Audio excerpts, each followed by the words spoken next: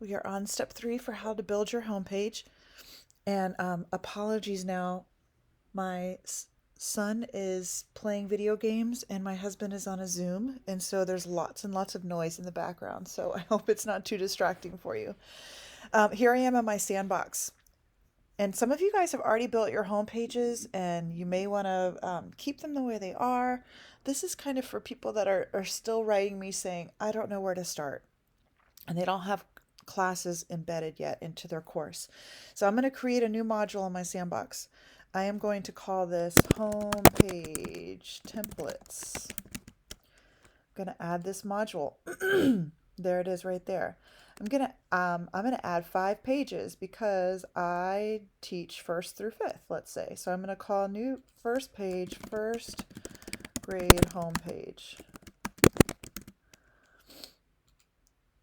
And now I want to make another page, new page. I'm going to call this one 2nd grade. And this is really important, guys. You need to have a home page for each grade level so you don't confuse them. They don't really need to be seeing all of the other grade levels, just their own. So I'm going to, now of course you can duplicate this, but I'm just doing it this way just to kind of show you one method. So I'm going to keep going, 4th.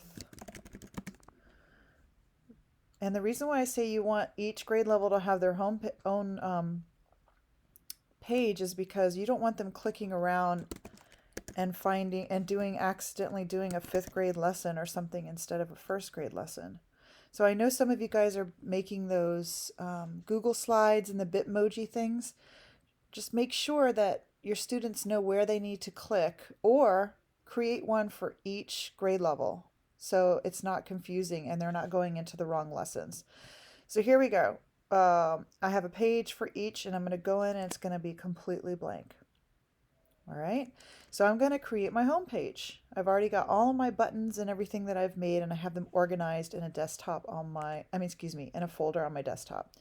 I'm going to click edit. It's going to open this window. First thing you're going to do is click into the text box. I need to upload the banner that I made. So I'm going to go to images, go to upload images. In my computer, I have made home page buttons right there. And here was that banner that we made. I'm going to click open, submit it. It'll load in there. And I need to center it to make sure. And let's click save just so you can see how it was put in.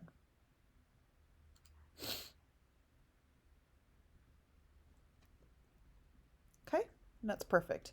All right, the next thing I need to do is build a table so I can insert my JPEG buttons in, and they are nice and symmetrical and everything they need to be. So I'm going to click outside of my banner. You know what I'm going to put right here too? I'm going to put a Meet the Teacher video that I will do later. So I'm going to say insert here. And I'm going to center that too, so later I can go back and do that, and I'm going to just kind of make it big.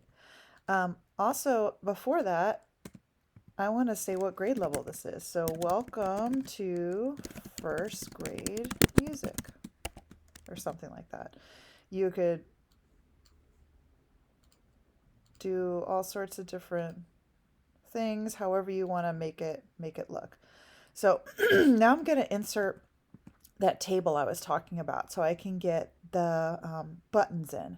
So I know I made 9 buttons for 9 weeks, and I also made 3 additional buttons. I called it music vocabulary, music games, and then play alongs. I just randomly thought of 3 things. So I have a total of 12 buttons that I need to put in. District best practice is to have only 3 buttons of cross. So if my math serves me correct, I will need 4 rows with 3 buttons. So I'm going to go to this, with 3 columns, excuse me. I'm going to go to this table here, and I'm just going to draw what I need.